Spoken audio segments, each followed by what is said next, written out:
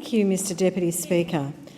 Well-planned infrastructure is essential not only to grow the economy but to improve quality of life, as any government should. The way we plan infrastructure needs to be focused on addressing regional inequalities and ensuring that everyone, no matter where they live, enjoys a decent quality of life. My electorate sits almost entirely within the heart of the area identified as the Western Sydney Priority Growth Centre, which includes the Western Sydney Airport. In the Greater Sydney Commission draft, the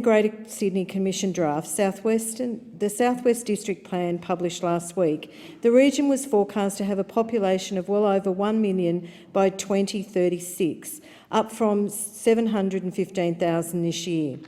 These developments will pose significant challenges for the residents in my area now and into the future, which will rely on a balanced approach to infrastructure to address them. In my maiden speech, I said that 68% of the workforce in my electorate travel outside the area each day to their place of employment.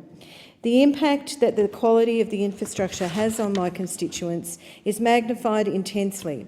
We experience average commutes of approximately 1.5 hours each day, which eats into the time that could otherwise be spent at home or with family.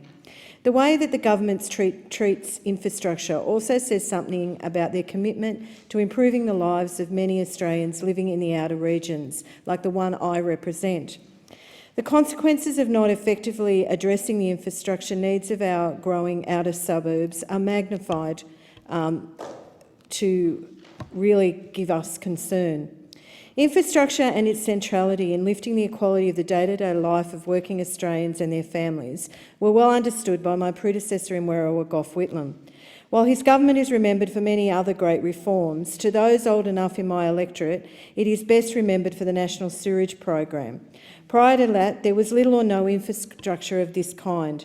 Most people were getting visits from the Pan Man, or if you were really lucky, you might have had septic. People thought muddy backyards and outhouses were the best they could ever expect, given their incomes. In 1973, the number of houses without sewer connection in Western Sydney exceeded 160,000. By 1978, the number had dropped to well below 100,000. Sewerage went from being something available only to the privileged to being a necessity, which was only provided with the leadership of a federal government who understood the infrastructure needs of our suburbs and worked to ensure a better standard of living for all, of which my household was one of the many beneficiaries. What this shows is that infrastructure is as much about long-term vision as it is about having a practical understanding of the needs now and into the future. My electorate contains a significant number of logistical and distribution hubs, particularly around Prestons, which are set only to expand with the airport and the intermodal across the river from my electorate. These businesses rely on good quality freight access via both road and rail. The need for a more balanced solution is evident here also, but again I find concerns with the government's approach, allocating funds for some roads infrastructure projects and little or no rail investment to assist with the congestion on our roads, which is only intensifying. If infrastructure is not provided, it will vastly impact on my electorate. Not only are these businesses vital employers for the region, but they make significant contributions to assisting unemployment in the region. A fortnight ago, the member for Chifley and I visited Mission Providence in Miller. Miller is a particularly challenging community with a higher than average unemployment rate. They identified a number of businesses that were opening up each month that were willing to assist local job seekers back into the workforce. It was wonderful to spend time with Hang, the manager of the Miller office, who is actually one of the success stories of Mission Providence in Miller. She and I have a bit in common. We both went to the same primary and high schools. We live in the same suburb in my electorate, although I did attend the school many years before her. She started at Mission about 12 years ago, first as a client, then a volunteer, and has now progressed to be the manager of the Job Active service provider. Her enthusiasm for her clients and their future is infectious. She and her staff are so positive about each of their cases. I asked each of the case officers what they thought was the one thing they would ask for to assist the people into employment. Their resounding response was transport. In other words, the jobs are being made available by local businesses, but the transport infrastructure is just not there to support job seekers in accessing employment, essentially reinforcing a cycle of unemployment. I've heard anecdotally of many cases where the case officers have resorted to offering lifts to assist their clients because bus service do not start until 6 a.m, a time when they need to start these jobs. This is a common story across not only Western Sydney but outer suburbs nationally. A report released last week by the Brotherhood of St Lawrence said that transport problems are reported to be the biggest barrier to work for those people for those young people, almost 25%. And that as an issue goes to 8% in the 55 plus age group. Young people in my electorate reflect these statistics, struggling to access employment either because they don't have a licence or a car. In metropolitan Sydney, no one's employment prospects should be so negatively impacted by where they live. This region isn't about to grow. It's no longer about planning for the future. There are entire suburbs being built right now, and it's the government's responsibility to ensure essential services are in place to meet that demand. Based on what I've seen and heard so far, I have cause for concern.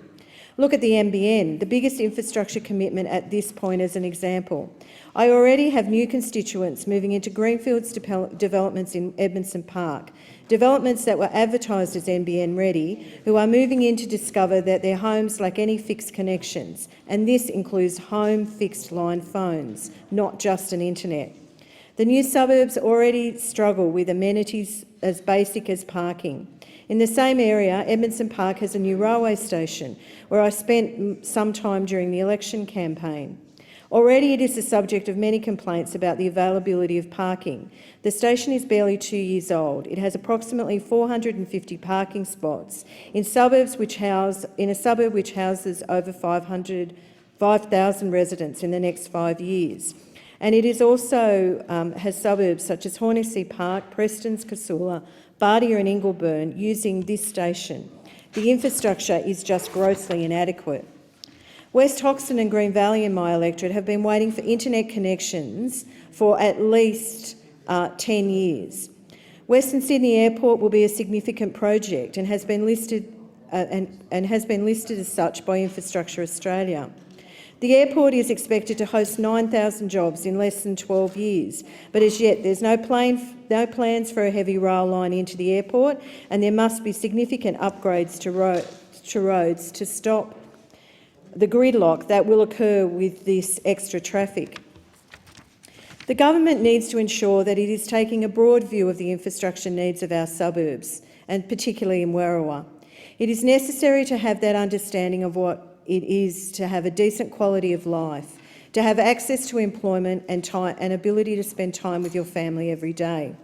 We also need to be ready for growth when it happens, not catching up after it. Simply put, services should have a capacity for the populations they are designed to serve. The alternative, not getting this right, reduces people's living in my area to long queues on roads, long queues at bus stops, overcrowded train stations and trains, and long wait times at the local hospital. Recently it's been reported that 40% of people presenting at Liverpool Hospital are waiting in casualty over 4 hours.